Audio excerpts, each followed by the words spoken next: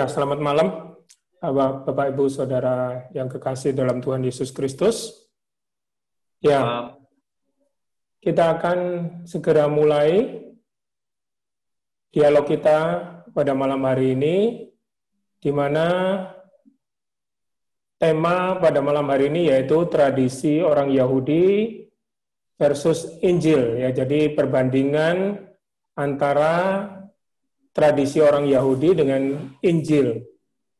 Bagaimana itu kita bisa melihat tradisi orang Yahudi ini dari sisi Injil, ya. Jadi nanti kita akan mendengarkan dari narasumber kita pada malam hari ini, yaitu Pendeta Parlindungan Situmorang dan Contoh Eka, ya. Jadi kita akan bersama-sama mendengarkan terlebih dahulu apa yang akan disampaikan oleh narasumber kita, dan kemudian nanti akan diberikan kesempatan bertanya setelah disampaikan, dipaparkan apa yang sudah dipersiapkan, dan kemudian nanti bagi Bapak Ibu yang akan bertanya bisa diberikan waktu baik lewat chat room atau mungkin ada yang mau menyampaikan secara langsung juga akan diberikan kesempatan, ya. Tapi sebelumnya kita akan berdoa, kita minta pimpinan Tuhan, agar Tuhan memimpin setiap kita, secara khusus juga untuk narasumber, untuk boleh menyampaikan dan kita boleh mengerti, ya, apa yang disampaikan oleh narasumber kita pada malam hari ini. Ya, mari kita bersatu di dalam doa. Bapa di surga, kami sungguh bersyukur dan memuji-Mu Tuhan, untuk kesempatan pada malam hari ini kami boleh bersama-sama.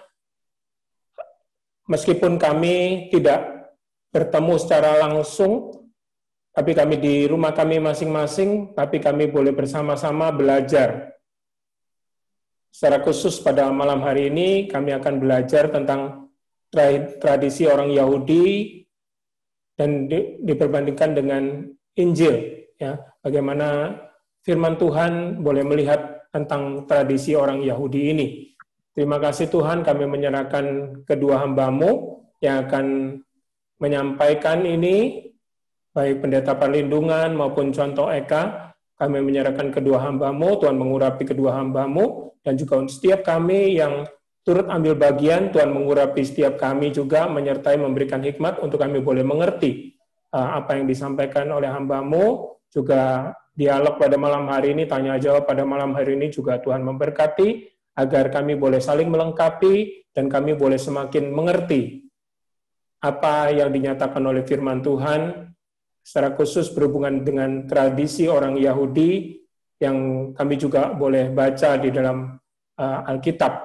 Terima kasih Tuhan, waktu ini seluruhnya kami menyerahkan pada Tuhan, di dalam nama Tuhan kami Yesus Kristus kami naikkan doa kami. Amin.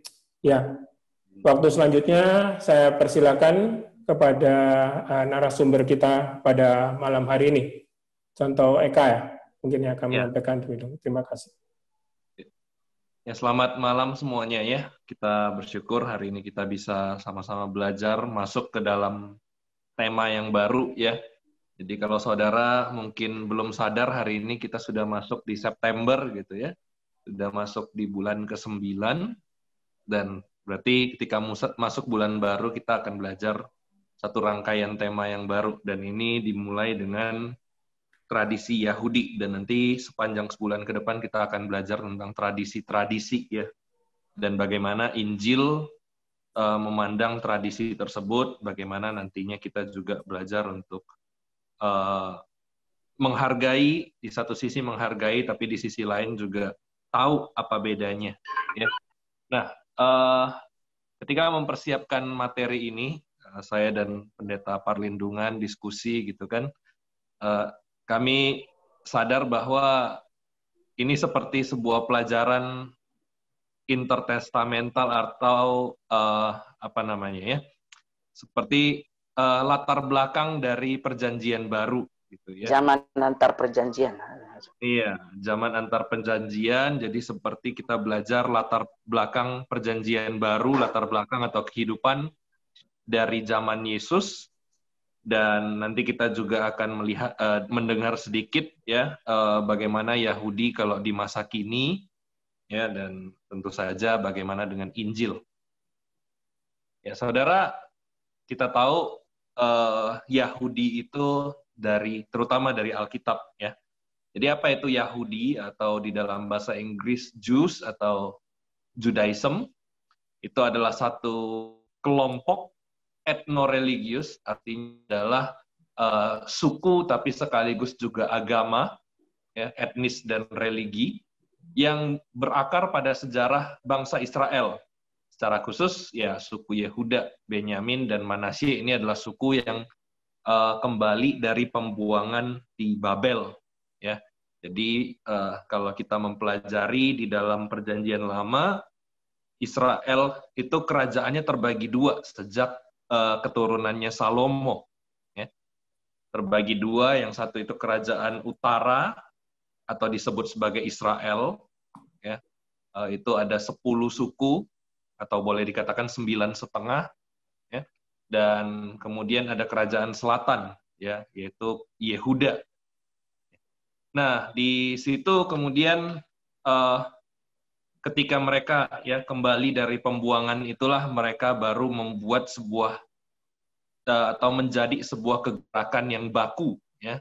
Jadi namanya Yahudi itu ada itu setelah mereka kembali dari atau pulang dari pembuangan di Babel, dan kemudian juga di dalam peperangan ada sebuah perang yang dipimpin atau yang akhirnya dimenangkan dalam perjuangan itu oleh Yudas Makabeus. Itu adalah seorang, ya boleh dikatakan pahlawan Israel lah, walaupun dia itu sudah masa yang tidak tercatat di dalam Alkitab, ya. Dan akhirnya itu nanti akan berdampak kepada orang-orang Yahudi di zaman Yesus dan tentu saja sampai sekarang, ya. Kemudian nah ini secara umum orang Yahudi pastinya mengimani Tuhan yang Esa, ya. Tuhan yang Esa, Tuhan satu-satunya. Ini menjadi pembeda antara orang Yahudi atau ya boleh dikatakan Israel gitu ya, keturunannya Israel itu dengan bangsa-bangsa di sekelilingnya. Bangsa-bangsa itu kebanyakan atau boleh saya katakan semuanya lah ya. Semua bangsa-bangsa di sekeliling Yahudi itu menyembah dewa-dewi, ya. Ada Baal, ada Asyera dan sebagainya gitu ya. Kemudian di zaman mereka juga sudah berjaya itu Yunani, ya tentu saja dengan dewa-dewinya, ada Zeus, Hermes, Apollo dan sebagainya. Kemudian juga mulai bangkit Romawi juga, bahkan sudah mulai berjaya juga Romawi. Tentu saja juga dengan dewa-dewinya yang sedemikian banyak, ya. Nah, tapi Yahudi tetap pada iman mereka, yaitu Tuhan yang Esa. Ya, kalau kita melihat di dalam Ulangan 6 ayat 4, ya, dengarlah Israel atau Shema Israel, Tuhan itu Allah kita, Tuhan itu Esa, dan Allah itu adalah pencipta langit dan bumi tentu saja.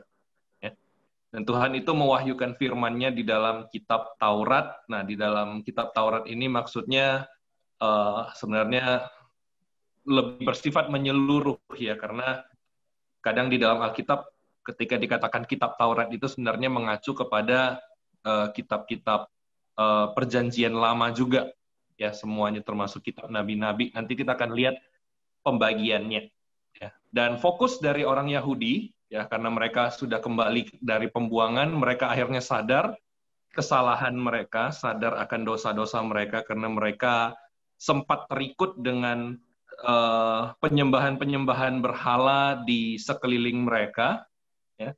Akhirnya mereka sadar dan mereka kembali lagi kepada hukum Taurat itu sendiri.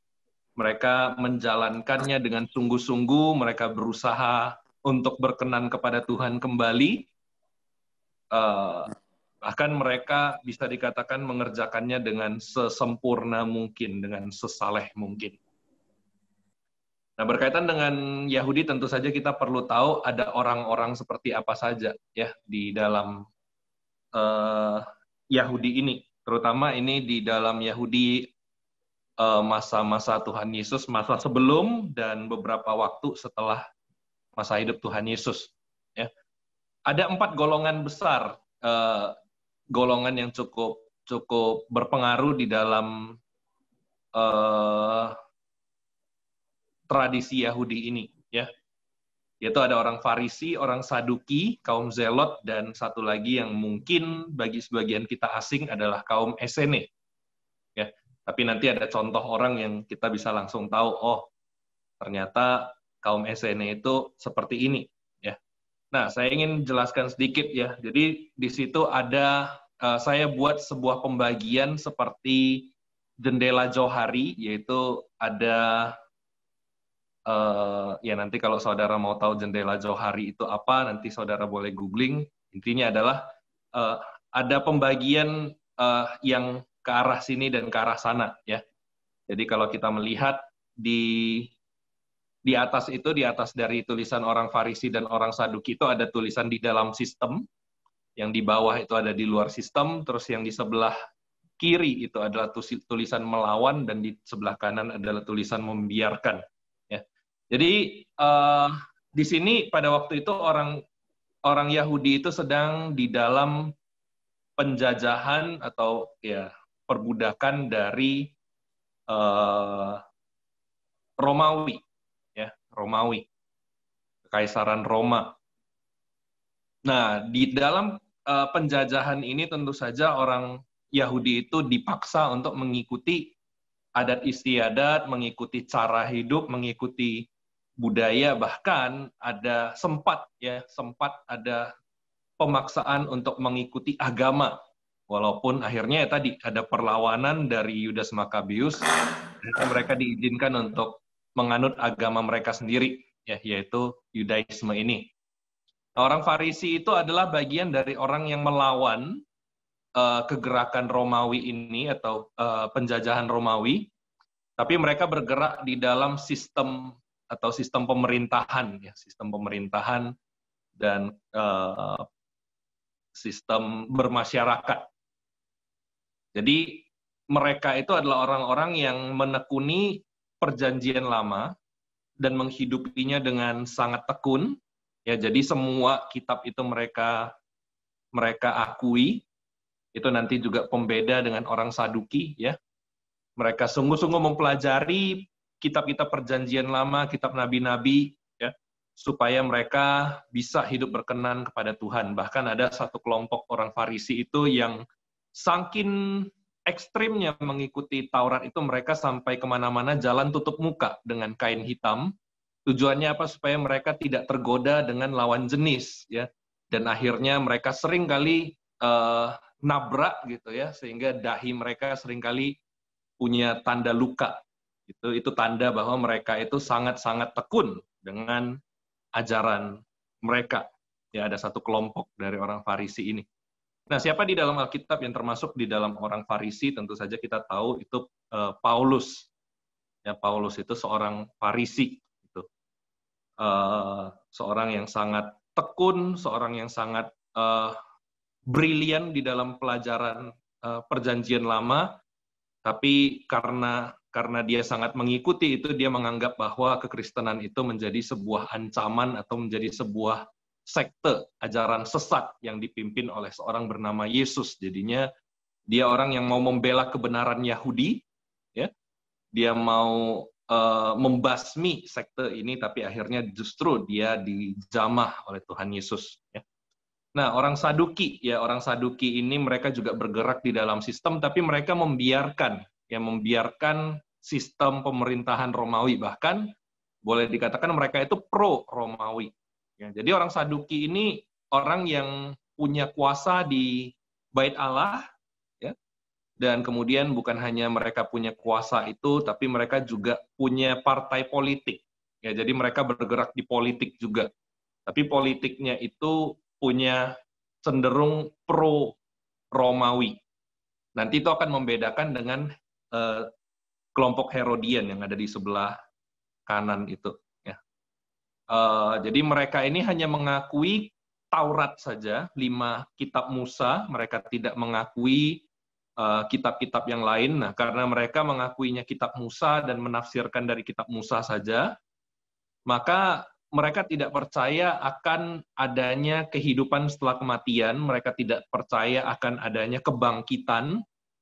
Ya. Mereka menganggap bahwa hidup di dunia ini cukup sekali dan akhirnya nanti mati ya udah gitu. Jadi itu sangat berbeda tentu saja dengan orang Farisi yang setelah mempelajari seluruh perjanjian lama, mereka menyadari bahwa ada kehidupan setelah kematian. Ya, kalau orang Farisi percaya, kalau orang Saduki nggak percaya. Justru karena nggak percaya inilah mereka akhirnya bisa pro-Romawi, ya, karena mereka menganggap bahwa Bait Allah itu hanya sebuah legalitas agama, tapi mereka punya peran di dalamnya. Kemudian yang di bawah itu ada kaum Zelot, yaitu kaum yang melawan Romawi tapi di luar sistem, artinya mereka itu pemberontak, ya, pemberontak. Jadi mereka ini orang-orang yang kalau tadi orang Farisi itu kan sangat mengikuti perjanjian lama, terutama Taurat juga di dalamnya. Nah, kaum Zelot ini sedikit mengesampingkan tradisi agama itu dan mereka lebih mementingkan kebebasan dari bangsa Yahudi. Ya.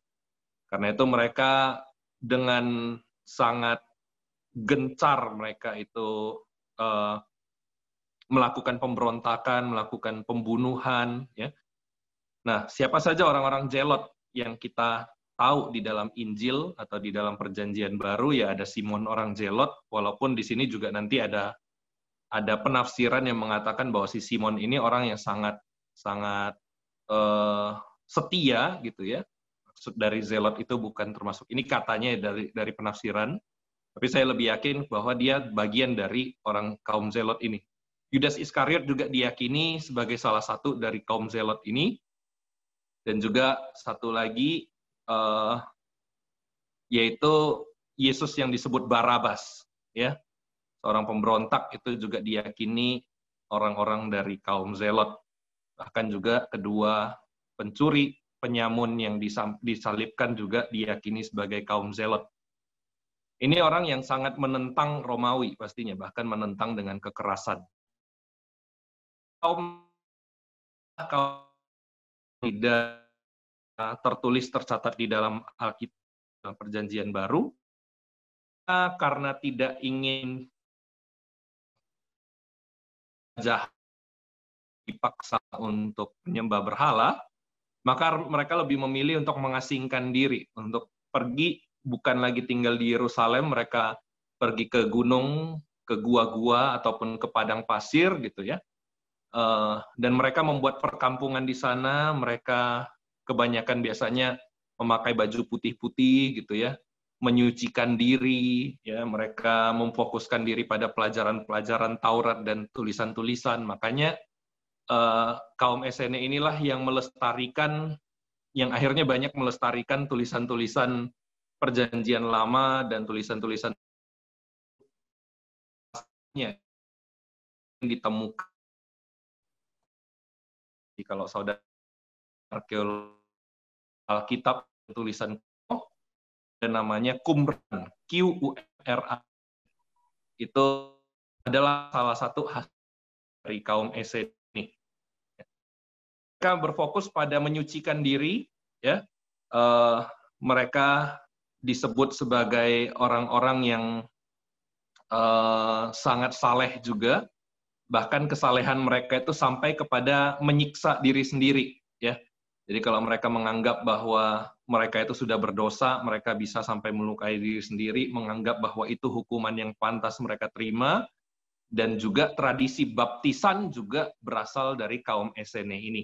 Nah, kalau kita sudah tahu, tadi dikatakan mereka lebih suka pergi ke alam liar, tinggal di sana, kemudian tradisi baptisan juga dari mereka gitu ya, yang menyerukan pertobatan. Kira-kira siapa di dalam Alkitab yang termasuk kaum Esene?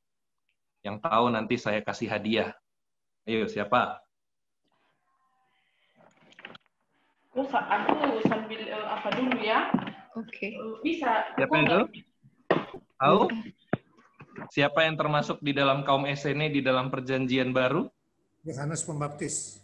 Yohanes Pembaptis, betul sekali ya.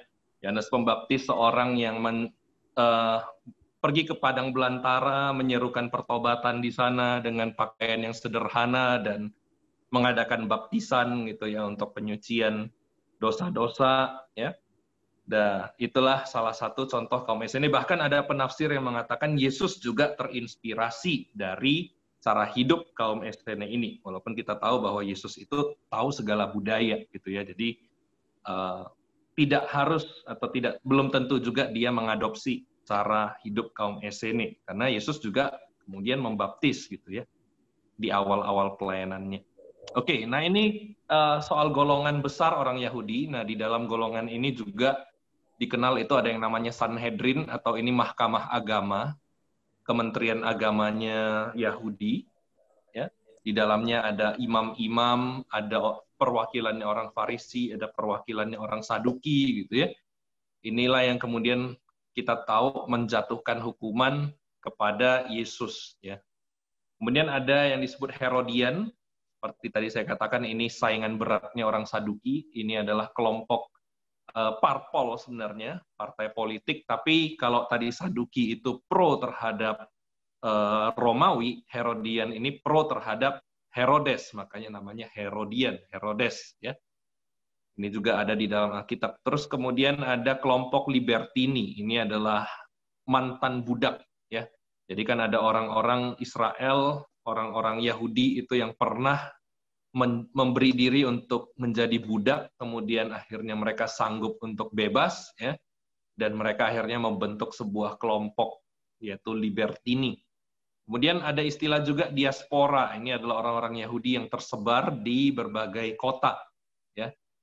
Nah, di dalam peristiwa Pentakosta, orang-orang diaspora ini kemudian kembali ke Yerusalem karena mereka wajib untuk ibadah di Yerusalem gitu ya. Disitulah terjadi mereka mendengarkan ke-11 orang murid Yesus itu berkhotbah di dalam bahasa-bahasa yang mereka mengerti. Kemudian ada juga istilah proselit. Proselit ini artinya bahwa ada sekelompok orang itu yang bukan dari suku Yahudi, termasuk juga bukan dari orang yang berkeyakinan Yahudi, kemudian pindah menjadi orang yang menganut agama Yahudi. Jadi mereka tidak secara langsung disebut sebagai orang Yahudi, tapi mereka disebut sebagai orang proselit. Inilah kira-kira mualafnya Yahudi, ya. Dan kemudian ada juga kelompok atau golongan Samaria. Nah ini sebenarnya bukan termasuk di dalam orang Yahudi, tapi selalu punya masalah dengan orang Yahudi, atau paling nggak orang Yahudi itu bermasalah dengan orang Samaria. Siapa itu orang Samaria? Mereka adalah keturunan dari Israel juga, terutama kerajaan utara, yang ketika pembuangan di Asyur, mereka akhirnya mengikuti cara hidup orang Asyur, ya, menjadi penyembah-penyembah berhala, tapi mereka akhirnya kembali ke tempat mereka dari pembuangan itu, cuma mereka sudah terlanjur kawin campur. Ya, jadi mereka bukan lagi 100% orang Israel, ya. Mereka sudah campuran dengan bangsa-bangsa lain, ya. Dan tidak jarang juga mereka akhirnya terikut dengan cara hidup bangsa lain, ya. Ini orang Samaria. Jadi karena itulah orang-orang Yahudi itu sangat tidak suka, sangat benci dengan orang Samaria, sangat tidak respect dengan mereka karena dianggap ini orang-orang yang memberontak, gitu ya, memberontak dari pimpinan atau perintah Tuhan. Nah, dari kelompok-kelompok ini kita juga masuk ke dalam perayaan orang Yahudi, ya. Sebelumnya, apakah kelompok-kelompok tadi masih ada di zaman sekarang? Ya, secara gamblang tentu saja tidak ada. Orang Zelot sudah tidak ada, orang Esene. Nah, orang Farisi sekarang ini ada, tapi di dalam bentuk yang baru, ya, bukan lagi seperti orang Farisi zaman dulu. Tapi tentu saja mereka mewarisi adat istiadat atau cara, yaitu mempelajari kitab-kitab di dalam perjanjian lama. Nah, perayaan orang Yahudi itu tentu saja ada perayaan yang besar dan ada perayaan yang kecil. Kita lihat kalau di slide itu ada yang tulisannya pakai warna putih, ada yang warna kuning, dan ada yang warna hijau. Nanti saya akan jelaskan sedikit ya, kenapa dikasih warna seperti itu. Nah, Sabat dulu ya. Sabat ini tentu saja kita tahu ini adalah perayaan yang dilakukan untuk memperingati hari Sabat, hari Tuhan berhenti dari pekerjaannya menciptakan alam semesta ini. Karena itu Sabat itu jadi sangat penting bagi orang Yahudi, terutama karena ini adalah satu poin di dalam 10 perintah Tuhan, yaitu di dalam perintah yang keempat. Ingat dan kuduskanlah hari Sabat. Ya. Nah, Sabat ini dirayakan setiap minggu, secara mingguan dilakukan istilahnya itu Sabat Shalom. Jadi setiap keluarga itu akan berkumpul, roti mereka itu bersyukur.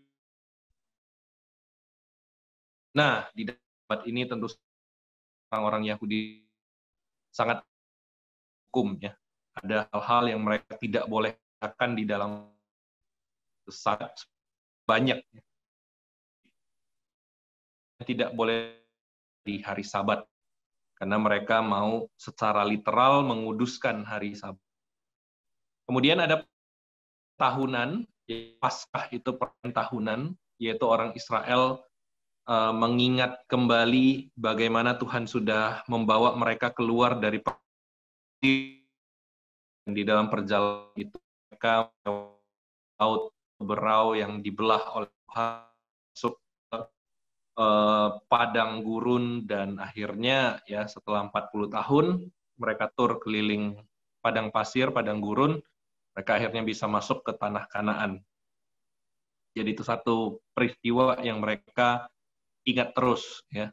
Dan di dalam rangkaian Paskah ini mereka juga merayakan hari roti tidak beragi ya, yaitu dalam 1 minggu. Dan uniknya adalah perayaan-perayaan orang Yahudi yang tahunan itu biasa bukan dirayakan 1 kali tanggal merah doang, tapi dilakukan biasanya 1 minggu. Jadi selama seminggu mereka mengadakan perayaan itu. Kemudian ada perayaan Pondok Daun juga. Ini juga adalah untuk mengingat bagaimana Tuhan memimpin mereka ya di padang belantara, mereka bisa merasakan aman, damai, sejahtera. Bahkan di dalam Alkitab dikatakan bahwa sendal mereka pun tidak rusak gitu ya. Sendal mereka, kasut mereka tidak rusak. Jadi mereka merayakan dan mengingat dengan membangun pondok-pondok yang dibuat dari daun sebagai atap atau perlindungannya. Kemudian juga ada Hari Raya 7 Minggu, atau di dalam bahasa Ibrani-nya itu Shavuot. Ini adalah hari raya atau perayaan panen, hari panen. Ya, jadi mereka orang-orang itu akan membawa hasil panen mereka ke Yerusalem untuk dipersembahkan kepada Tuhan. Dan ini biasanya dirayakan itu 50 hari setelah Paskah. Jadi 7 minggu, ya 49 hari, dan hari ke-50 mereka melakukan perayaan. Nah, saudara, satu lagi kuis buat kita. Ya. Kira-kira di dalam tradisi orang Kristen, apa yang dipakai untuk hari raya 7 minggu atau Shavuot ini? Ayo. Dihitung-hitung 50 hari setelah Paskah.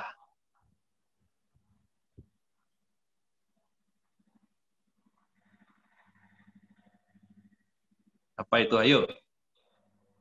Pentakosta. Pentakosta, betul sekali. Pak Agus, mantap. Ya, jadi perayaan 7 minggu ini adalah perayaan Pentakosta ya, hari ke-50. Ya. Pentakosta itu hari ke-50, itu sebenarnya terjemahan dari 7 minggu ini ya, 7 minggu, 7 kali 7, 49, hari ke-50-nya itu adalah Pentakosta. Ya. Karena itulah, karena perayaan ini, perayaan besar, ya, mereka membawa hasil panen mereka, hari ucapan syukur, Thanksgiving-nya orang Yahudi. Disitulah akhirnya Roh Kudus turun dan orang-orang banyak percaya kepada pemberitaan dari para rasul. Nah, kemudian kita masuk ke hari Purim, ya. Purim, kenapa ini kuning? Karena kenapa saya buat kuning? Ya, karena ini adalah sebuah perayaan yang bukan didasarkan pada Taurat, ya. Bukan perayaan yang ditentukan oleh Allah di dalam kitab Keluaran atau Imamat atau Bilangan atau Ulangan. Tapi ini perayaan karena ada peristiwa orang Israel itu dibebaskan juga. Dibebaskan dari apa? Dari pembunuhan massal.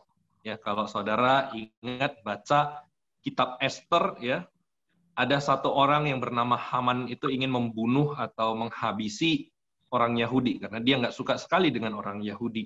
Ya, tapi karena perjuangan dari Esther dan Mordekai, maka orang Yahudi bisa bebas dan akhirnya kebebasan itu dirayakan setiap tahun dalam bentuk perayaan Purim. Ya, ini ada disebutkan di dalam kitab Injil. Yesus pun merayakan itu, ya, atau Yesus pun ikut di dalam perayaan itu. Kuning karena ini adalah perayaan yang masih ada asal-usulnya di dalam Alkitab. Nah, kalau yang hijau ini penabisan Bait Allah, ini sesuatu yang tidak tercatat sebenarnya di dalam Alkitab Perjanjian Lama, tapi ada dicatat di dalam Perjanjian Baru, artinya Tuhan Yesus juga ikut merayakannya. Nah, inilah hari juga pembebasan. Jadi sebenarnya banyak sekali ya orang Israel itu atau orang Yahudi itu mengingat akan pembebasan mereka. Nah, di dalam penabisan Bait Allah ini pembebasan yang dikerjakan atau diperjuangkan oleh Yudas Makabeus tadi, ya. Jadi karena mereka akhirnya bisa membebaskan diri dari paksaan kekaisaran Roma supaya mereka itu bahkan baik waktu itu dengan persembahan yang tidak berkenan, ya, dengan darah hewan haram dan dikerjakan bukan oleh imam, terjadilah pemberontakan, terjadi peperangan dan akhirnya Israel menang. Akhirnya Romawi harus mengakui ada agama Yahudi ini. Jadi peristiwa ini tidak tercatat di dalam Perjanjian Lama sebagai sebuah ketentuan perayaan, tapi itu tetap juga dilakukan karena itu mengingatkan mereka akan pembebasan. Dan Yesus pun ambil bagian ya di dalam perayaan ini, atau di dalam Alkitab itu ketika Yesus itu mengatakan akulah terang dunia, yaitu sebenarnya disebutkan, dinyatakan oleh Yesus pada hari perayaan penabisan Bait Allah, karena ini juga disebut sebagai hari raya terang ketika orang Israel itu menyalakan kaki dian, ya, menyalakan kaki dian yang seperti digambar itu, yang ada lampunya, terangnya itu ada, biasanya ada 7, tapi khusus untuk mengingat jasa dari Yudas Makabeus ini, mereka membuat yang lampunya itu 8, ya, mata apinya itu, mata sumbunya itu 8, atau bahkan ada juga yang 9. Bahkan itu ada juga cerita tentang mujizatnya, tapi saya pikir itu nggak terlalu penting untuk materi hari ini. Nah, kemudian kita akan masuk kepada tulisan-tulisan ini. Saya boleh oper atau saya persilahkan untuk Bu Suparlindungan boleh menjelaskan.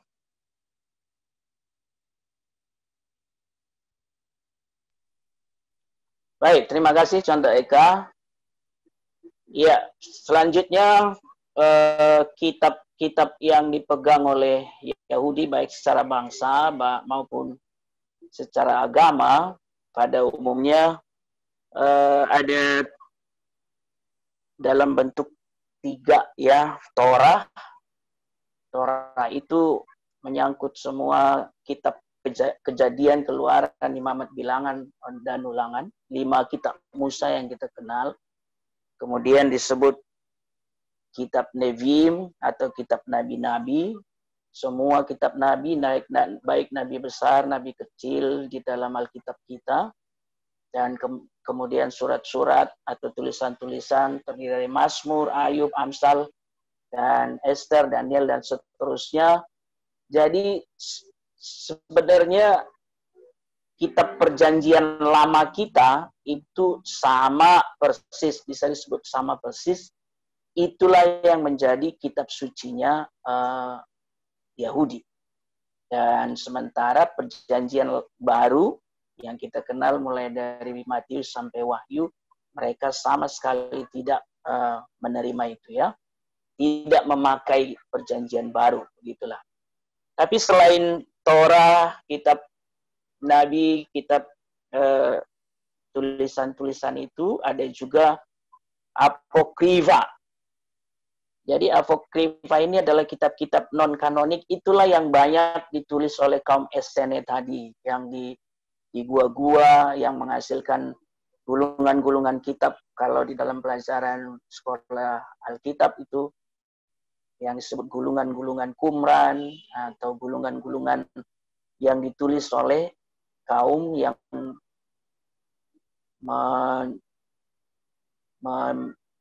menghabiskan waktu mereka itu di gua, di padang gurun, di daerah yang terpencil jauh dari keramaian kota ya.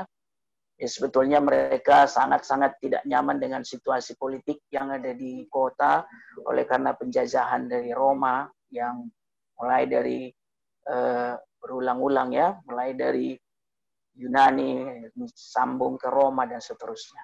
Selain itu, saudara, ada juga Talmud. Mishnah dulu. Mishnah adalah kitab tradisional atau oral. Jadi cerita-cerita rakyat di antara mereka lalu dituliskan ya, sama seperti hampir semua suku bangsa ada cerita-cerita rakyat. Tapi dari cerita-cerita itu bisa membangun beberapa tradisi dan kegiatan-kegiatan budaya setempat atau budaya lokal ya. Dan itu diturunkan secara turun-temurun dari generasi ke generasi. Kemudian ada Talmud. Saudara-saudara, Talmud ini salah satu kitab di luar kitab suci tadi yang sangat terkenal. Talmud itu sebetulnya merupakan terjemahan atau komentar-komentar dari Torah dan kitab para nabi. Misalnya bagaimana mengaktualisasikan atau mempraktekkan sebuah hukum Taurat. Misalnya, kuduskanlah hari Sabat, misalnya. Itu kan dari hukum Taurat, 10 hukum keempat itu. Tapi bagaimana cara menguduskan hari Sabat? Nah, di dalam kitab Talmud inilah dijelaskan begini, sampai 30-an item, 30-an poin untuk hal-hal itu saja, misalnya ya. Kemudian berisi juga kitab undang-undang. Nah, ini termasuk ada juga beberapa kitab lagi disebut halal. Ini adalah catatan untuk undang-undang yang diberlakukan di masyarakat, terutama khususnya penganut agama Yahudi. Ya,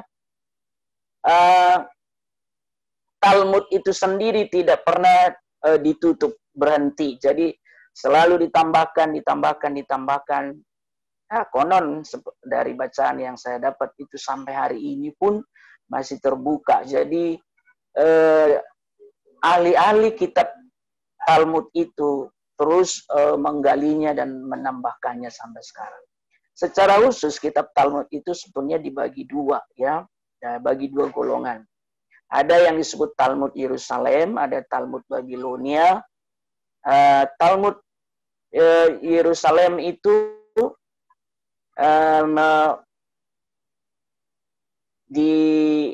difokuskan oleh para ahli yang di Yerusalem, yang di negeri mereka sendiri, tapi Talmud Babilonia itu adalah pada masa pembuangan. Dan mereka pulang, ada juga ahli-ahli kitab secara khusus yang paling terkenal dari ahli kitab yang secara khusus juga sebagai imam, itulah Esra. Ya. Kita ingat waktu mereka pulang dari Babel, Esra membacakan kitab suci, dan Esra adalah salah satu ahlinya yang memahami tentang kitab suci mereka. Talmud itu bisa berisi juga kitab pada isi tentang sejarah masa lalu mereka, bagaimana tentang tokoh-tokoh, misalnya Adam, Abraham, Ishak, dan seterusnya, Yusuf, dan seterusnya. Kemudian juga kisah-kisah mereka keluar dari Mesir, kisah-kisah tadi seperti dijelaskan, Esther, ya, dan bagaimana aturan-aturan dipakai untuk peribadatan dan juga hukum yang mengatur masyarakat, termasuk hukum perdata dan pidananya. Ya, dan secara khusus ajaran agama Yahudi itu sangat ketat memegang 10 perintah yang kita kenal 10 hukum itu ya. Selain itu, saya tambahkan sedikit bahwa ibadah agama Yahudi selain dari perayaan-perayaan tadi yang sudah dijelaskan contoh Eka, sama seperti kita dan mirip juga seperti Muslim, Yahudi juga sembahyang seperti yang kita tahu juga di kitab Perjanjian Lama, mereka sembahyang 3 kali sehari, jam 9 pagi, jam 11, jam 3 sore, dan di Perjanjian Baru juga kita lihat itu ada ketat sekali dengan jam-jam itu ya. Kemudian di dalam sembahyang mereka biasanya berdiri, jongkok, tunduk, lalu tidak lupa mereka selalu seperti Islam ada syahadat mereka, atau Shema disebut dalam istilah Yahudi ya. Itu yang diambil dari kitab Ulangan pasal 6 itu sebenarnya, dengarkanlah hai Israel, hai bangsa Israel, Tuhan kita Esa, Tuhan kita yang kita sembah Esa. Itu selalu diulang-ulangi, diingatkan kepada Israel bahwa Allah mereka adalah Esa, monoteis. Sampai hari ini itu tetap dijaga ya. Terus ada kurban-kurban seperti yang kita tahu di Perjanjian Lama hingga Perjanjian Baru. Sampai hari ini mereka terus melakukan kurban. Mereka juga ada puasa dan mereka juga ada sunat ya. Kalau kita dalam Kristen tidak lagi menghubungkan sunat dengan ritus keagamaan, tapi Israel dalam hal Yahudi masih tetap mengikuti melakukan sunat. Secara khusus mengikuti PL dan PB juga hari ke-8 dari kelahiran seorang anak laki-laki biasanya disunat. Ya, kira-kira demikian yang saya sampaikan. Kemudian cara hidup orang Yahudi itu tadi ya, berpusat pada Allah Abraham, Ishak dan Yakub. Itu sering diulang-ulangi di PL, kita baca itu. Sangat mementingkan ritual-ritual keagamaan ketat ya. Dan kita sampai hari ini, misalnya dalam melakukan sabat, konon pernah cerita orang yang pernah pergi ke Yerusalem pas hari Sabat, hari Sabtu, itu mirip-mirip seperti Nyepi kalau di Bali. Tidak ada orang yang berkeliaran atau jalan-jalan di luar, tapi mereka sungguh-sungguh memakai waktu itu untuk beribadah. Taurat menjadi dasar kehidupan mereka dan dalam keagamaan bermasyarakat dan berbangsa. Itu sebabnya semua anak-anak mulai dari umur-umur sudah diatur itu, umur sekian belajar apa, umur sekian belajar apa, itu mereka belajar Taurat secara ketat. Sabat, tidak ada yang tidak merayakan sabat kalau mereka masih setia pada agama Yahudi.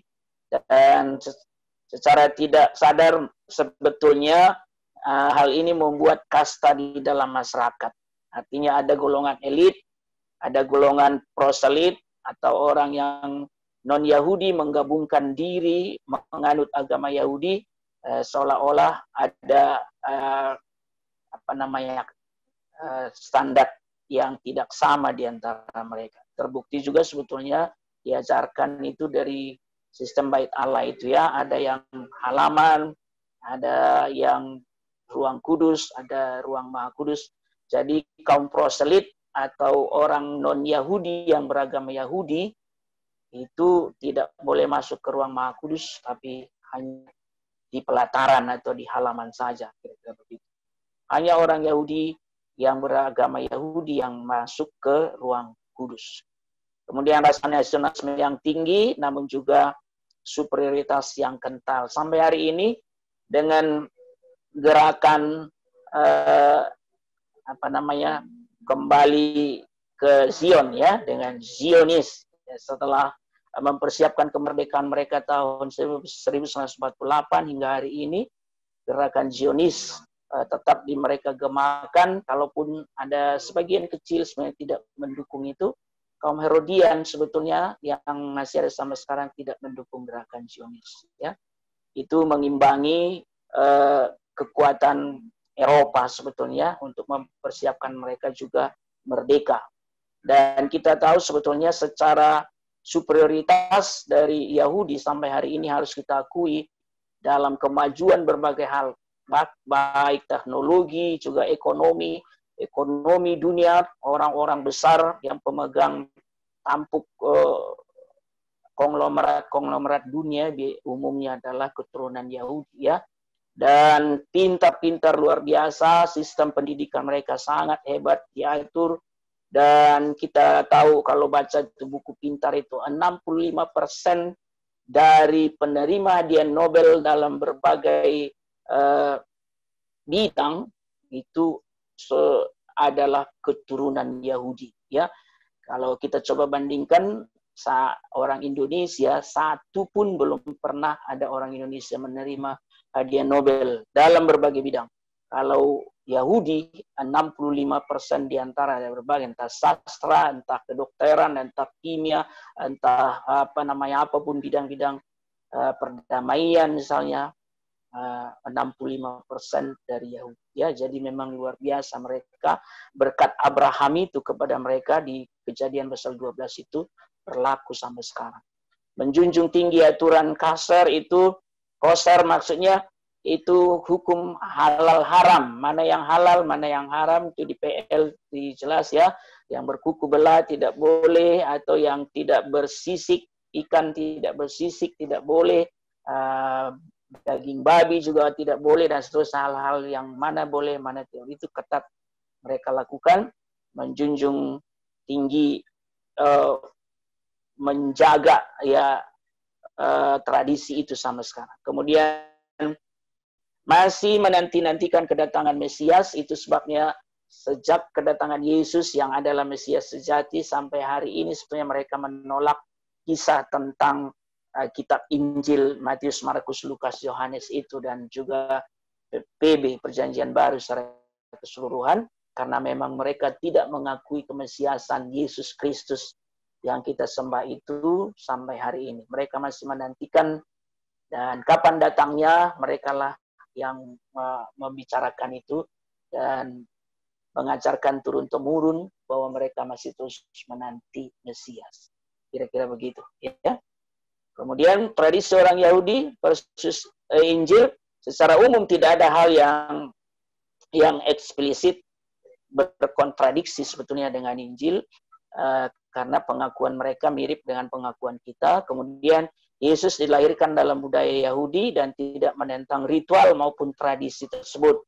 Dalam banyak hal kita lihat Yesus ikut mengambil bagian di dalam acara dan ritus, dan dengan detail dia juga mengikuti bagian-bagiannya. Sebaliknya, Yesus datang, dikatakan seringkali ya, dalam menggenapi hukum Taurat dan kitab para nabi. Jadi ada banyak simbol-simbol di Perjanjian Lama atau yang disebut antitipe yang menggambarkan sesuatu hal yang sifatnya ke arah kemesiasan. Nah, Yesus menggenapkan itu satu persatu. Kita tahu di dalam Perjanjian Baru, Tuhan Yesus menggenapkan semuanya. Di kayu salib itu, Yesus dari 7 perkataan, salah satunya diucapkan, sudah selesai. Penggenapan PL itu sebetulnya dimaksudkan juga bagian dari itu, kecuali satu lagi tentang kedatangan Yesus kedua kali nanti ya. Meskipun demikian, secara tradisi orang Yahudi menolak Yesus sebagai Mesias dan Allah sampai hari ini. Itu sebabnya sebetulnya salah satu dari indikasi kalau menurut Matius pasal 24 bahwa umat Tuhan, umat Israel secara khusus suatu saat akan dipulihkan. Maka gereja-gereja yang mengerti hal ini sebenarnya belakangan ini mengarahkan penginjilan juga kepada bangsa Israel, supaya akhirnya mereka juga seperti janji Tuhan, mereka dipulihkan, mereka pada akhirnya mengaku, menyembah, dan percaya pada Yesus. Jadi tugas gereja sebetulnya mengarahkan penginjilan harus juga diarahkan kepada Israel ya. Kemudian Yesus dengan keras menegur orang yang menjunjung tinggi keyahudiannya, namun buta terhadap cara dan kerja Allah melalui Yesus ya. Jadi tradisi-tradisi Yahudi yang ketat tapi akhirnya menolak perbuatan kasih, misalnya memetik gandum di hari Sabat sementara mengabaikan orang yang kelaparan, atau hal-hal menyangkut lebih memilih secara ketat melakukan Taurat tapi mengabaikan kasih, itu yang dikecam oleh Tuhan Yesus. Di Matius pasal 23 21 sampai 23 kita tahu itu bagaimana Yesus mengecam mereka, ya. Kemudian secara umum respon yang salah, ya, kelompok orang Kristen yang legalis. Ini ada sampai sekarang di gereja, menganggap hukum-hukum Yahudi harus diterapkan tanpa melalui pemaknaan anugerah Kristus.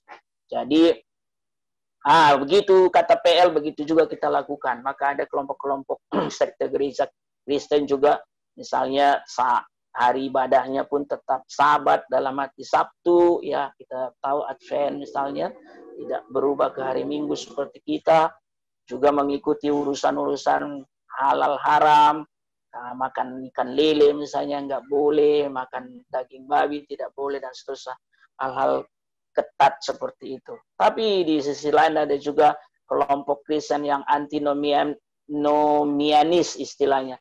Jadi anti hukum, nomos itu bahasa Yunani hukum, anti hukum. Nggak perlu lagi semua itu aturan-aturan itu, buang aja semua itu, nggak berlaku lagi kita. Kita udah di zaman anugerah, di PB kita di zaman kasih karunia Yesus, semua yang di PL hukum-hukum ketat mengikat nggak perlu lagi, kata mereka. Jadi kalau begitu kita buang aja lah PL dari kitab suci kita. Mereka tidak bisa jawab. Jadi sebetulnya yang benar adalah keseimbangan antara kita tetap menerima hukum-hukum Taurat dan kitab para nabi di PL, kita ambil urusan-urusan ajaran moral, etikanya, dan seterusnya dari PL. Secara letter-let memang kita tidak lakukan, seperti hukum-hukum Sabat dan hukum-hukum sunat dan seterusnya, tapi kita ambil pelajaran moral dan etikanya.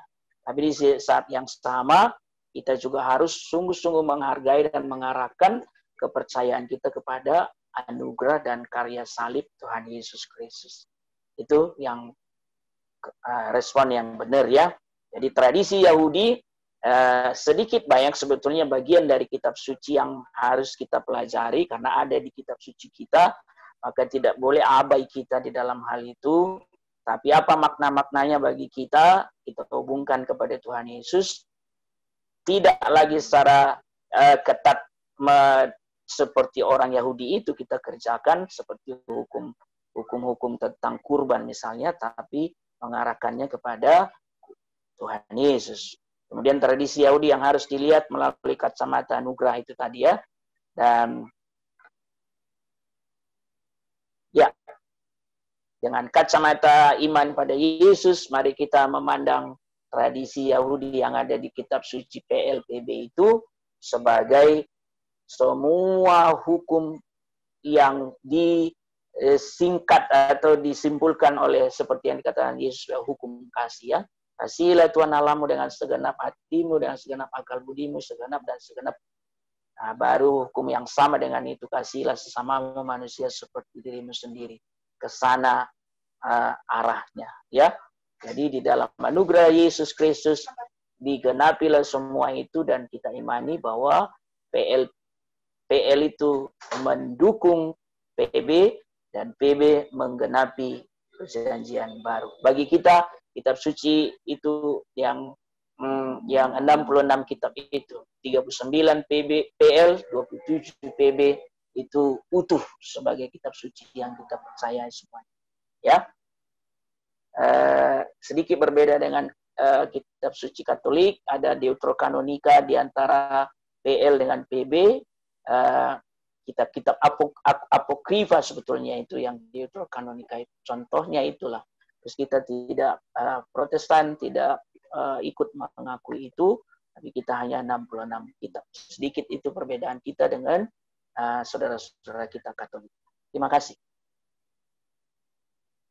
Ya, terima kasih Bosu Parlindungan dan Santo Eka yang sudah menyampaikan pemaparan mereka.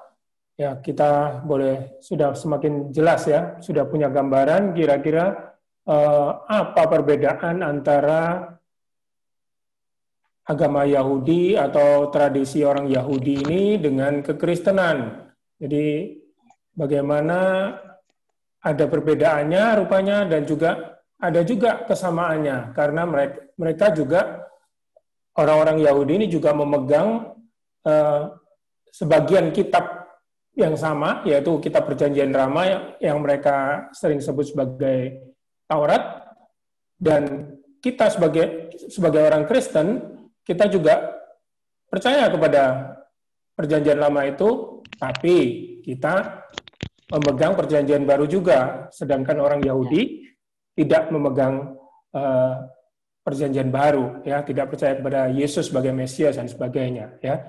Jadi kira-kira kita sudah mempunyai gambaran secara garis besar apa perbedaan antara kekristenan dan Yahudi, ya, agama Yahudi atau tradisi orang Yahudi. Ya, jadi selanjutnya saya akan memberikan kesempatan kepada Bapak Ibu sekalian kalau ingin bertanya ya kepada narasumber kita, bisa melalui chat room, ya, bisa kirim chat, ya.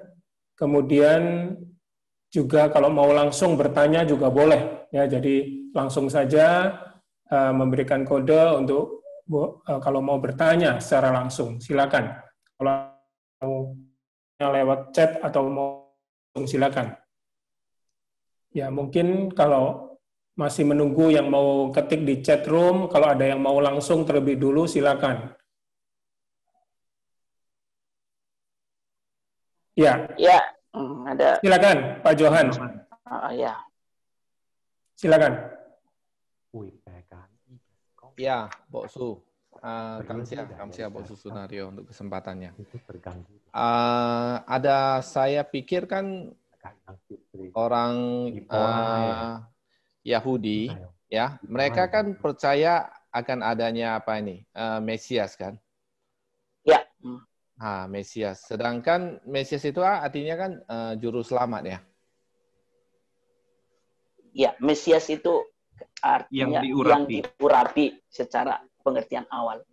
Oh, bukan juru selamat gitu ya? Arahnya ke sana, diurapi menjadi raja, imam, dan nabi untuk menyelamatkan ya. Gitu ya. Berarti hampir sama dengan konsep sebagai juru selamat juga kan seharusnya ya? Iya, iya. Tapi kenapa mereka itu nggak bisa percaya ya bahwa Yesus itu sebagai juru selamat? Sebenarnya konsep juru selamat mereka itu apa ya bedanya dengan konsep dari kekristenan itu sendiri? Saya jawab dulu, nanti contoh Eka tambahkan ya. Jadi Israel sebetulnya sejak di PL kan sudah dinubuatkan tentang Mesias ya. Kitab nabi-nabi, Yesaya, Yeremia, Yeskiel itu banyak pemulihan-pemulihan yang akan dikerjakan oleh Sang Mesias itu. Ada istilah anak manusia juga, ada istilah hamba, itu hamba, semua jelas itu. Sebetulnya mungkin karena menyangkut sejarah mereka juga yang terlalu lama dijajah ya. Jadi kalau kita lihat itu sejarah Israel itu, kalau ada dicari satu bangsa yang paling lama dijajah, sebetulnya adalah Israel. Dari sejak kapan? Dari sejak Asyur menghancurkan terlebih dahulu yang utara, ya, yang itu tadi disebut contoh Eka, kerajaan Israel itu, ibu kota Samaria. Kemudian Asyur, ada Babel, itulah yang menghancurkan selatan, ya, Yehuda, dan sampainya kita tahu dibuang 70 tahun kan di sana ada Daniel, yang kita tahu dari Daniel di sana. Kemudian Babel, terus ada Media, Babel waktu cepat hancur, ada Media Persia, gabung. Persia, maka di zaman Persia lah sebetulnya mereka pulang dari pembuangan Babel itu. Ya, yang dipimpin oleh Nehemia, Zerubabel, dan juga Esra. 3 gelombang, 3 periode pulang ya. Kemudian setelah Persia, lanjut lagi Yunani. Yunani lanjutkan lagi jajah. Justru di zaman Yunani lah pengganti dari Alexander Agung itu ada namanya Antiochus Epiphanes. Mengerikan sekali. Bait Allah itu dinajiskan, ditaruh di situ babi. Persembahan kepada dewa mereka babi. Padahal Israel sangat-sangat tidak bersentuhan dengan babi seperti tadi kita pelajari ya. Dan seterusnya setelah Yunani runtuh, masuklah Romawi. Romawi, maka kita tahu kelahiran Yesus itu zaman Romawi sampai disalibkan dan seterusnya. Nanti sampai tahun berikutnya Romawi berubah runtuh menjadi negara-negara di Eropa itu ya, raja-raja di Eropa itu. Jadi singkat cerita sebenarnya ribuan tahun mereka dijajah. Bahkan zaman antar perjanjian pun antara PL ke PB, disitulah bagaimana mereka terombang-ambing terus, tidak ada pemerintahan, tidak ada raja lagi sejak pembuangan ke Babel. Jadi terlalu sakit sebetulnya bangsa Israel ini dari segi perlakuan bangsa lain. Itu sebabnya ketika mereka bicara tentang pembebasan, yang diingat mereka bukan lagi pembebasan dosa. Karena urusan dosa mereka sudah kerjakan secara ketat dari urusan kurban-kurban itu. Jadi yang mereka pikirkan adalah pembebasan dari penjajahan. Itu sebabnya waktu Yesus datang, lihat ya, seringkali Yesus sebetulnya diinginkan mereka menjadi panglima besar yang membebaskan mereka dari penjajah Roma. Khusus waktu masuk ke Yerusalem pada Minggu Palma itu ya, mereka kibar-kibarkan daun-daun palma itu, jubah mereka, baju luar mereka ditentangkan di jalan.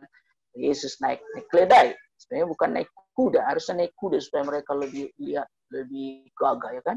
Sebetulnya yang mereka sambut itu adalah, wah udah datang raja kita, jenderal besar kita membebaskan kita dari penjajah. Tapi ternyata malah yang dia dulukan itu hari Jumatnya sudah disalib.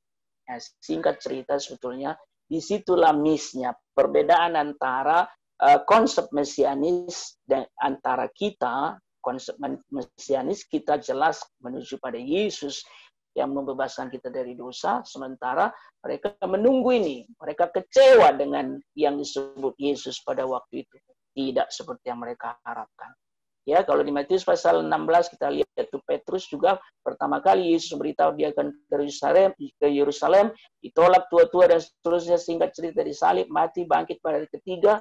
Petrus sangat-sangat tidak setuju, ditarik Yesus ke samping dan seterusnya. Disitulah Yesus menghardik Petrus dengan mengucapkan setan. Ya, nah kira-kira begitulah perbedaan konsep ini sehingga tidak nyambung, sehingga ketika gereja mempertuhankan Yesus sebagai Tuhan dan Juru Selamat, masuk gereja mula-mula dan seterusnya, para rasul dan Alkitab ditutup, bagi mereka PB itu sama sekali tidak masuk akalnya. Kira-kira begitulah, ya. Terima kasih. Bagaimana, Mbak Johan? Sudah bisa jelas? Tapi ada sedikit lagi yang mungkin agak sangkut. Ini tadi Mbok Suparling kan mengatakan bahwa konsep pengertian Mesias bagi mereka itu adalah raja yang bisa membebaskan mereka, mungkin secara tidak langsung kan secara duniawi gitu. Artinya pemerintahan. Ya, pemerintahan kan. Oke. Itu kan mungkin pada masa 2000 tahun yang lalu di mana Romawi masih menjajah mereka, kan begitu. Oke, untuk saat sekarang mereka itu kan sebenarnya sudah bebas dari penjajahan. Kenapa konsep Mesias itu maksudnya masih berlaku ya sampai sekarang dan mereka masih menunggu Mesias itu? Sebenarnya Mesias yang mereka tunggu itu Mesias yang bagaimana? Ini kan jadi mengambang ya. Soalnya kalau kita lihat di perjanjian lama itu kan banyak sekali nubuat tentang Yesus itu sendiri, Boksu. Dan orang-orang Yahudi ini kan termasuk orang-orang yang sangat menelaah Alkitab itu. Iya. Ya kan, mereka kan sangat mempelajari itu. Nah, kenapa mereka enggak menangkap pesan-pesan di perjanjian lama tentang nubuatan Mesias itu, yaitu Yesus itu gitu. Ini kan sesuatu yang agak-agak kontradiktif ya kalau kita lihat ya. Ya, itu Boksu. Iya, sebetulnya cukup lama Israel itu. Jadi sejak dibuang ke Babel, kembali dari Babel, tidak pernah lagi mereka mendirikan kerajaan. Ingat ya, jadi kerajaan yang dibangun Daud itu tidak pernah lagi diulangi, tidak pernah lagi berdiri. sampai kita tahu bahkan bait suci itu pun tidak lagi menjadi bait suci ya, karena sudah dihancurkan oleh Titus pada zaman tahun 70 ya, Jenderal Titus dari Romawi, dan sampai hari ini tidak pernah dibangun. Bahkan zaman dinasti kerajaan Turki mengalami kejayaan, Ottoman dan sejenisnya itu akhirnya tempat berdirinya bait Allah itu akhirnya jadi masjid sekarang, Masjid Al-Aqsa ya. Singkat cerita, sebetulnya Israel tidak ada lagi sebuah negara, berserak entah kemana-mana. Bahkan hal yang sangat menyedihkan itu kan tahun 1945-an. Sebelum itu atau sesudah itu zamannya Nazi Jerman ya, Hitler tahun 40-an ya. Hitler yang membunuh orang Yahudi itu 6 juta orang. Itu peristiwa Holocaust ya. Sangat-sangat dibenci Hitler orang Yahudi, karena Hitler mau orang Arya, bangsanya sendiri, Jerman harus lebih unggul dari Yahudi. Dan Hitler sudah melihat tanda-tanda keunggulan dari Yahudi. Sehingga cerita mereka terserak, merantau kemana-mana. Itu sebabnya di Amerika terus banyak sekali orang Yahudi sampai sekarang ya. Dan berhasil dalam banyak hal. Tapi mereka menyerukan sebelum tahun 48, ayo kembali ke Yahudi, kembali ke Sion, kembali ke Sion. Sion itu sebagai lambang yang mempersatukan mereka, maka muncullah gerakan Zionis itu. Dan akhirnya mereka pulang, tokoh-tokohnya pulang. Tahun 48 mereka merdeka, jadi duluan kita 3 tahun dari mereka, tapi tidak lagi dalam bentuk kerajaan. Malah yang ada di sana adalah Perdana Menteri, seperti sekarang, Perdana Menteri yang Benyamin Netanyahu ya. Artinya mereka sebetulnya secara negara sudah aman, nyaman, kalaupun tetap ada musuh yang menggoyang mereka terus di Timur Tengah, tapi mereka tetap unggul dan mereka tidak pernah memikirkan lagi untuk membangun sebuah kerajaan. Sudah nyaman mereka dengan sistem pemerintahan sekarang yang modern ini. Itu sebabnya kalau urusan Mesias bagi mereka sekarang apa? Urusan Mesias bukan lagi urusan membebaskan mereka dari penjajah. Betul, mereka nggak dijajah lagi. Malah unggul dalam banyak hal. Hanya urusan cara kehidupan keagamaan mereka, pemulihan secara spiritual. Berhenti sampai di situ. Itu sebabnya mereka juga bukan orang-orang yang sangat misioner. Ya. Yahudi tidak misioner. Makanya di mana kita dengar ada para hamba-hamba Tuhan Yahudi yang gencar memberitakan Injil atau memberitakan Taurat mereka. Nggak ada. Nyaman mereka aja yang menganut agama Yahudi. Kira-kira. Itu sebabnya agama Yahudi adalah agama yang sangat kecil dibandingkan agama-agama yang lain. Itu kira-kira. Ya, oke, Boksu, thank you. Ini ada pertanyaan yang masuk ini mungkin. Iya. Ya. Mungkin contoh Eka ya, ini bisa bantu jawab ya. Jadi tentang sini dari saudara Samuel ya, yang mempertanyakan tentang kitab-kitab yang ada di dalam Alkitab agama Katolik tapi tidak ada di dalam Alkitab agama Kristen Protestan. Mungkin bisa dijelaskan contoh Eka, silakan. Oke, jadi ini terkait dengan yang tadi disebut sebagai apokrifa, atau kalau dari pihak Katolik akan menyebutnya sebagai kitab-kitab Deuterokanonika. Ya, tentu saja ini berkaitan dengan kanon. Nah, apa itu kanon? Kanon itu kan sebenarnya sebuah, kalau dari secara literal, kanon itu artinya tongkat pengukur ya, atau penggaris gitu. Jadi, sedangkan kanonisasi atau kanonikal itu artinya bahwa bagaimana sebuah tulisan, sebuah kitab itu bisa dilihat atau dikenali sebagai firman Tuhan tentu saja.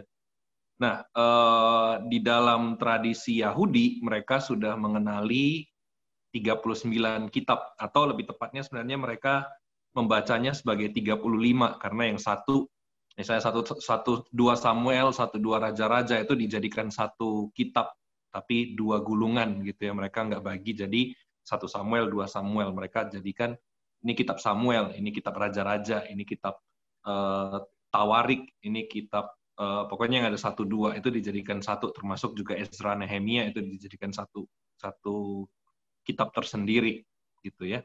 Nah, jadi di dalam kanon itu mereka sudah mengakui yang ini, mereka sudah kalau bagi orang Yahudi gitu ya, mereka sudah selesai dengan kanon itu.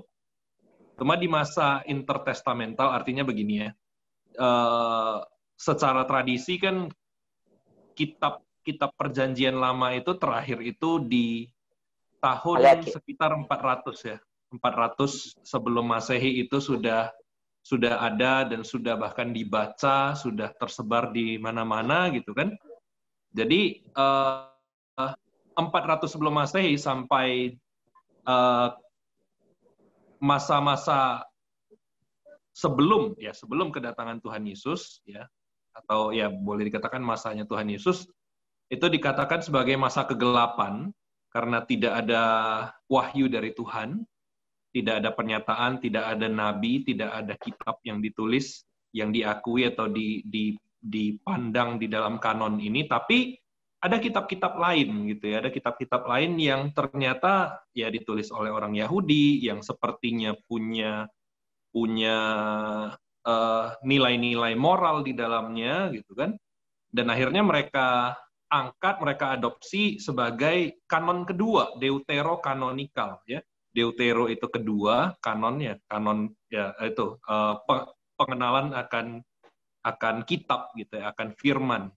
Jadi dibuatlah sebuah kanon yang kedua, tapi itu pun tidak diakui secara keseluruhan. Ya, tidak diakui secara keseluruhan orang Yahudi ya. Jadi nggak semua orang Yahudi mengakui kitab apokrifa itu. Cuma ada sekelompok orang Yahudi yang mengakui, terutama orang-orang dari Essene itu. Karena mereka ya kalau dilihat dari sejarahnya, orang Essene itu suka belajar gitu ya.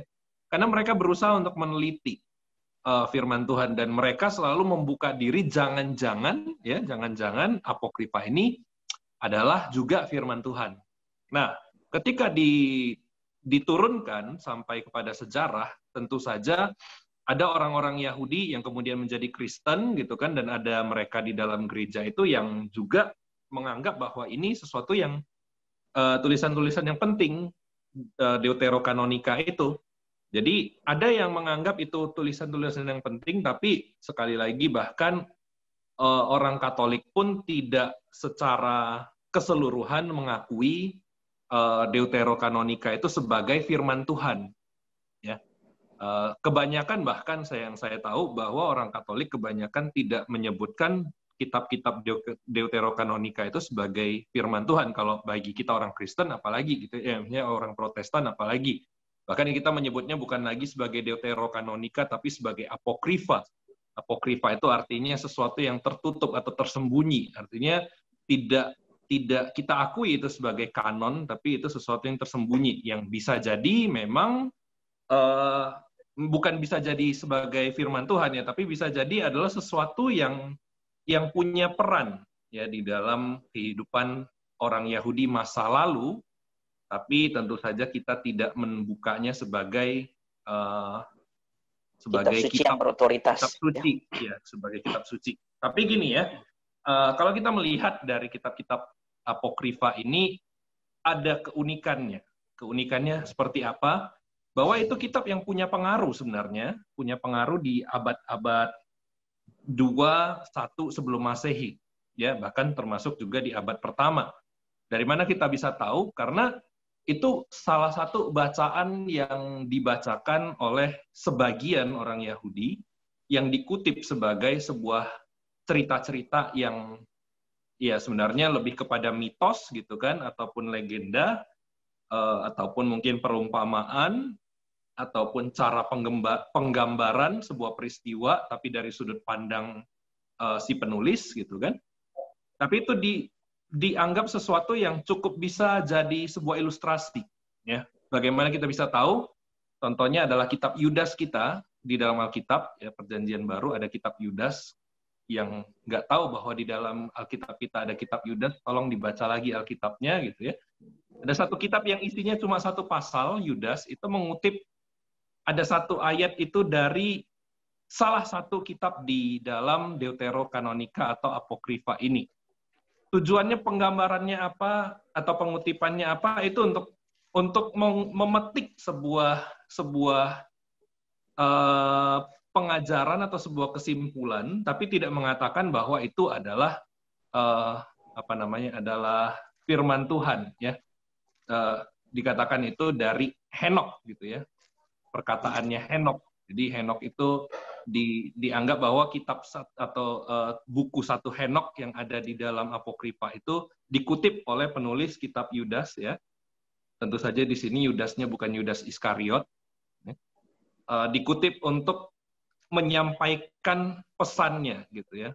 Jadi tentu saja bukan berkata bahwa itu adalah firman Tuhan yang berotoritas, bukan firman Tuhan bahkan. Maksudnya buku satu Henoknya itu bukan firman Tuhan, tapi Tuhan menginspirasi penulis kitab Yudas, yaitu Yudas sendiri, bukan Yudas Iskariot sekali lagi, untuk menjadikan sebuah ilustrasi atau sebuah penggambaran, ya, untuk menyampaikan pesannya. Jadi boleh dikatakan sebenarnya Apokrifa atau Deuterokanonika itu bukan sesuatu yang sepenuhnya diakui oleh Katolik, tapi mereka tetap meletakkan itu di dalam atau di tengah-tengah Alkitabnya, ya, bisa jadi untuk pelajaran moral ataupun untuk pengetahuan semata. Tapi bagi orang Katolik sendiri itu tidak 100% diakui sebagai firman Tuhan, gitu ya. Itu sendiri mereka anggap sebuah, ya, pemahaman tambahan lah. Jarang dikotbahkan mereka juga. Betul sekali, karena bagi orang Katolik tetap 66 kitab ini juga, karena mereka juga berpegang pada bapak-bapak gereja, ya, sama seperti kita juga mengikuti tradisi bapak-bapak gereja, yang misalnya Agustinus, Tertullian, dan sebagainya, gitu kan. Dan mereka mengakui 66 kitab, bukan 70 sekian kitab, gitu ya, 79 kalau nggak salah. Jadi sekali lagi mereka memasukkan itu bukan sebagai kitab suci, bukan sebagai kitab dari kanon, tapi sesuatu yang jadi tambahan. Ya. Ya, terima kasih. Yang nanya? Silakan kalau ada lagi yang mau bertanya, silakan, mau secara langsung atau lewat chat, silakan kalau ada. Mau sharing juga boleh, saya pikir, ya. Ya, silakan. Apa yang didapat, gitu. Ada pengetahuan atau makin bingung, ya. Iya, silakan. Kalau ada yang mau sharing, mau tanya, silakan. Boleh klarifikasi? Ya. Silakan. Bagus. Tadi waktu Boksu Perlindungan mengatakan bahwa Yahudi itu termasuk agama yang kecil. Itu mungkin kalau skopnya kita ambil untuk statistik kekristenan di seluruh dunia, ya. Tapi kalau di Israel sendiri mereka mayoritas. Ya, betul. Artinya dari segi umatnya dibandingkan agama global maksudnya. Ya. Global, ya. Okay. Ya. Karena kalau di sana sendiri, mereka di Israel sendiri mereka mayoritas. Ya. Ya, untuk pengetahuan, ya. Nah, untuk pengetahuan, uniknya di Indonesia ada loh penganut agama Yahudi ini di Manado, ya, di Manado. Ya, di Tomohon, daerah Tomohon. Ya. Jadi mereka punya sinagoge sendiri di sana. Ya, sebenarnya di Surabaya juga ada sinagoge, gitu ya. Cuma yang cukup terkenal ya di daerah Tomohon, Manado sana. Kalau cari di Google, di YouTube ada itu pemberitaan tentang orang Yahudi di Indonesia. Tentu saja mereka itu proselit, ya, bukan orang Yahudi keturunan. Ini rumah ibadahnya waktu yang di Tomohon. Iya. Itu mereka harus melalui perjalanan berjam-jam naik mobil untuk bisa sampai ke gedung itu. Ya, Pak Siwi, jadi artinya kalau keturunan Yahudi sendiri di seluruh dunia itu mayoritas tetap menganut agama Yahudi. Sedikit jadi Kristen. Tapi yang menganut agama Yahudi di luar Yahudi itu juga sedikit sekali. Misalnya orang Arab jadi penganut agama Yahudi, atau orang Indonesia jadi penganut agama Yahudi, atau orang Eropa jadi penganut agama Yahudi, itu sedikit sekali. Ya, jadi itu sebabnya dibandingkan dengan Kristen, Islam, Hindu, Buddha, dan seterusnya, itu sebetulnya Yahudi termasuk agama yang kecil. Kira-kira begitu dari sudut jumlah penganutnya.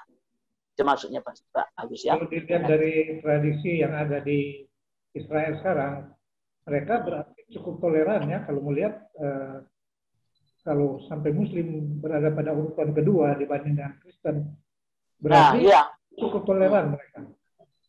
Ya, sejauh yang kita tahu sebetulnya agama orang Yahudi bermusuhan gara-gara agama itu jarang.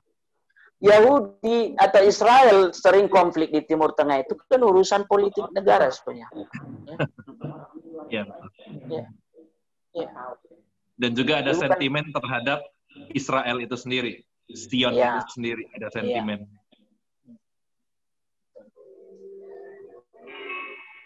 Apakah ada lagi yang mau bertanya?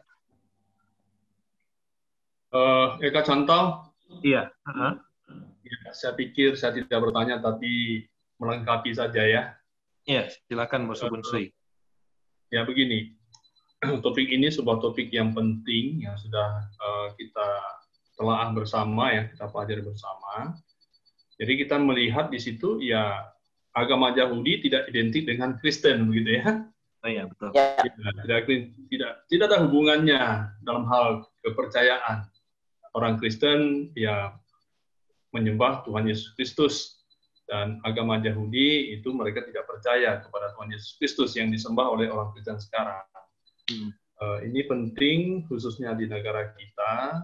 Kadang-kadang saya melihat kebanyakan orang tidak bisa membedakan, dianggap kekristenan itu identik dengan Yahudi, nah seperti itu. Jadi melalui pertemuan kita malam ini kita sudah melihat dengan jelas orang Yahudi punya agama sendiri, kita sebut dengan Judaism gitu. Mereka hanya berpegang kepada perjanjian lama, khususnya kelima kitab Musa, yaitu Kejadian, Keluaran, Imamat, Bilangan, dan Ulangan, itu mereka junjung tinggi. Dan walaupun cikal bakal kekristenan itu sendiri dari kepercayaan orang Yahudi, kekristenan itu lebih maju karena Mesias yang sudah dijanjikan oleh nabi-nabi Yahudi itu diterima, dipercayai oleh orang Kristen, yaitu Tuhan Yesus Kristus sendiri.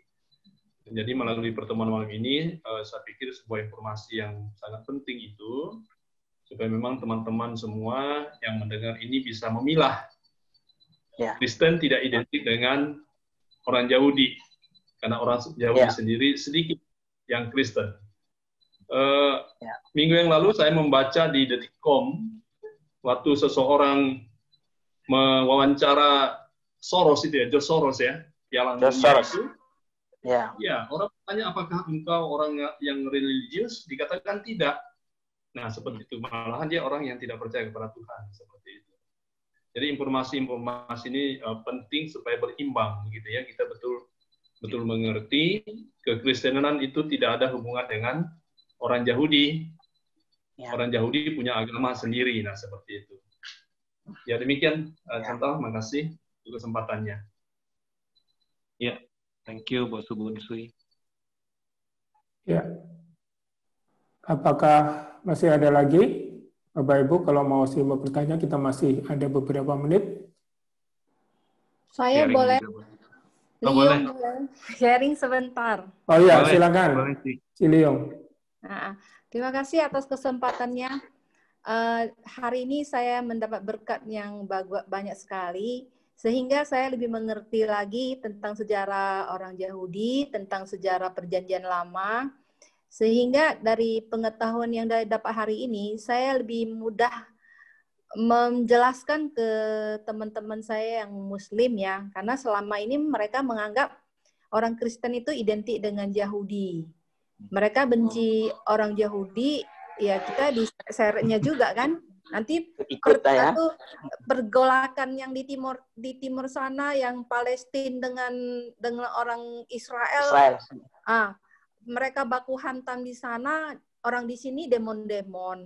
Ya, kita yang kena dampaknya. Tapi hari ini saya sangat diberkati sehingga saya nanti bisa lebih jelaskan, lebih mudah menjelaskan ke mereka, ke teman-teman saya yang Muslim, ya kami orang Kristen yang Indonesia itu jangan disamakan dengan orang Yahudi di sana. Iya, betul sih. Dari keyakinan aja kita sudah berbeda kan. Nah, jadi hari ini saya makin jelas. Selama ini ya saya kabur-kabur juga sih. Apa iya ya, kok kenapa kami dibenci orang Muslim di sini gara-gara sana berperang, Timur sana berperang dengan Palestina, Timur Tengah berperang dengan Palestina, Palestina dengan Yahudi, kenapa kami yang kena dampaknya? Nah, hari ini saya lebih jelas lagi bisa menjelaskan ke mereka. Terima kasih. Terima kasih. Ya. Thank you, Lilian. Ya, artinya kalaupun ada misalnya, jadi kita tetap dalam posisi netral ya. Jadi kalau orang Israel memang benar-benar melakukan tindakan-tindakan yang tidak menghargai kemanusiaan di sana, kita pun tidak boleh dukung ya. Kita juga ikut prihatin dengan itu dan tidak setuju dengan itu, ya kan? Tapi kita juga tidak boleh serta-merta juga mengecam mereka sebagai sebuah bangsa, menganggap mereka tidak layak menjadi sebuah negara, ya kan itu yang seringkali kita dengar, sehingga tidak mau menerima Israel secara hubungan diplomatik karena mereka nggak dianggap. Kita juga nggak boleh begitu, karena secara area itu memang tanah perjanjian yang dijanjikan Tuhan bagi mereka, dan mereka ada di sana. Dan itu Alkitab mengajarkan. Nah, keturunan Abraham adalah mereka, dan kita tahu keluar dari Mesir itu memang itulah area yang ditunjuk Tuhan tempat mereka tinggal. Dan artinya secara bangsa, secara pribadi kita harus mengakui Israel sebagai bangsa. Tapi kita juga tidak setuju mereka memperlakukan orang Palestina dan sekitarnya dengan tidak manusiawi. Kira-kira begitulah. Ya. Ini ada satu pertanyaan lagi yang masuk nih. Oh ya. Ya, jadi di sini Saudara Samuel mempertanyakan lagi tentang apakah agama Kristen Advent itu identik dengan agama Yahudi berhubung sama-sama mengakui hari Sabat, yaitu pada hari Sabtu, ya. Jadi apakah sama Advent ini dengan Yahudi? Silakan. Ya. Contoh Eka, silakan. Ya, kalau Advent ya namanya sudah Kristen, jadi mereka tetap juga mengakui Kristus, otomatis beda gitu ya. Cuma di dalam Advent itu setiap hukum itu harus setiap peraturan, setiap hukum, setiap perintah itu harus dilakukan secara literal gitu ya. Walaupun kalau saya juga yang legalis tadi iya, masuk agak mirip ke sana. Walaupun ya tadi juga ada penjelasan tentang legalis ya. Cuma kita harus bedakan antara legalis dengan melakukan hukum-hukum secara literal ya. Maksudnya legalis itu dalam artian seperti ini. Mereka lakukan hukum secara literal, tapi nggak pandang lagi alasannya kenapa. Gitu ya. Saya percaya sih kalau dari rekan-rekan di Advent mereka juga lakukan itu di dalam Kristus, ya. Rekan-rekan di Advent tetap lakukan itu di dalam anugerah Kristus, tapi juga tetap memperhatikan ada hukum-hukum yang tertulis, gitu ya. Ada hukum-hukum yang harus dipatuhi. Mereka memandang bahwa setiap hal di dalam Alkitab, baik itu perjanjian lama, perjanjian baru, semuanya diberikan oleh Tuhan secara literal gitu ya. Tidak ada atau boleh saya katakan pewahyuan yang secara progresif itu tidak dipandang atau tidak dianggap sebagai sesuatu yang utama. Kalau kita kan memandang progresif ya, dari Sabat menjadi Minggu itu kan progresif gitu ya. Dari mengikuti Taurat menjadi hidup di dalam anugerah itu progresif gitu. Bukan berarti bahwa Tuhan meniadakan yang perjanjian lama untuk menjalankan perjanjian baru. Cuma kalau di dalam pandangan dari teman-teman kita di Advent itu bukan sesuatu yang progresif. Artinya bahwa Sabat ya harus tetap Sabat gitu ya. Kosher harus tetap kosher. Tapi di dalam perjanjian baru ada Yesus. Gitu. Makanya kita yang Kristen Protestan kebanyakan juga udah bisa menerima makan makanan yang dianggap di dalam perjanjian lama itu haram gitu ya. Kita makan lele, makan babi, makan ayam gitu ya, makan darah gitu. Itu bagian dari pandangan kita terhadap pewahyuan yang progresif. Jadi saya katakan bahwa Advent ya tetap mengakui Yesus, otomatis dia berbeda dengan Yahudi. Ya, walaupun ada hukum-hukum yang sepertinya sesuai dengan Yahudi yang mereka ikuti, tapi juga enggak 100%. Tetap ada Kristus di dalamnya. Ya itu saja sih. Sedikit saya tambahkan contoh, ini sampai jam 9 ya. Nah, itu dibicarakan, saya pikir saya mau nambahkan begini. Kenapa orang Kristen yang dulunya, ya Tuhan Yesus sendiri kan beribadah pada hari Sabat ya. Yahudi, kok orang Kristen sekarang ibadahnya nggak di hari Sabat lagi, artinya hari Sabtu gitu, tadi hari Minggu. Nah begitu. Saya pikir sebagai penutup, ada dua peristiwa yang membuat umat Kristen itu sepakat tidak lagi beribadah di hari Sabtu, jadi beda dengan orang-orang yang penganut agama Yahudi. Ada dua peristiwa besar. Yang pertama itu kebangkitan Tuhan Yesus. Itu terjadi pada hari Minggu. Yang kemudian peristiwa turunnya Roh Kudus, Pentakosta. Itu awal dari gereja, berdirinya gereja di mula-mula. Maka akhirnya orang-orang Kristen sepakat, nah, kita nggak lagi ibadah di hari Sabtu ya. Nah, sekarang kita supaya berbeda kita dengan orang-orang yang beragama Yahudi, sekarang kita ibadahnya di hari Minggu. Jadi memakai dua momen yang penting itu. Itu tambahan saja. Makasih contoh. Ya, iya Bosu. Ya, terima kasih. Ya. Jadi waktu kita sudah habis ya, mungkin kita akan tutup ya. Jadi kita sudah melihat bagaimana tentang tradisi Yahudi ini. Jadi sebagai orang Kristen kita tidak bisa membuang secara sembarangan ya tradisi Yahudi dari dalam Alkitab, karena memang Allah juga secara khusus memilih pewahyuan melalui tradisi tersebut ya untuk menyatakan isi hati Allah ya dan konsep-konsep yang diterapkan di dalam Kristus ya. Jadi tidak boleh kita secara sembarangan, oh sudah tradisi Yahudi ini dibuang saja ya, kita nggak perlu ini sama sekali, nggak perlu pegang lagi. Tapi kita coba melihat dari sisi ya kacamata anugerah Kristus ya, sehingga dalam penerapannya itu bukan lagi semata-mata hukum yang literal ya, tapi kita boleh lihat dari sebagai respon anugerah keselamatan yang Kristus sudah kerjakan ya.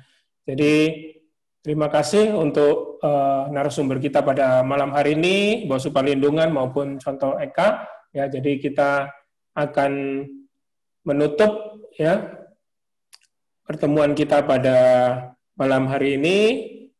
Minta kesediaan Bosu Bunsui ya untuk menutup pertemuan kita pada malam hari ini. Baik, saudara-saudara, teman-teman, mari kita berdoa. Bapak, kami berterima kasih malam ini Tuhan izinkan kami menggunakan waktu 1,5 jam. Bagaimana kami semakin memahami tradisi Yahudi, kami juga semakin memahami bagaimana isi Alkitab, firman Tuhan secara utuh, di mana Tuhan Yesus adalah menjadi pusatnya. Bapak, kami memohon biarlah kiranya apa yang sudah kami dapatkan malam ini semakin memperteguh, memperkokoh iman kami kepada Tuhan Yesus, dan kami juga bisa menghargai orang-orang yang belum percaya kepadamu. Bapak, terima kasih, segala kemuliaan hanya bagi nama-Mu, dan Tuhan Yesus berdoa dan bersyukur. Amin. Amin. Ya, terima kasih. Ya, makasih semuanya. Sampai jumpa. Tuhan memberkati. Terima kasih, Bosu. Selamat malam semua. Malam. Tajawanan. Tajawanan. Ya. Iya. Dari jauh Senggarang. Ya, terima kasih partisipasinya. Tapi tadi telat. Ya. Kamsia. God bless ya, God bless.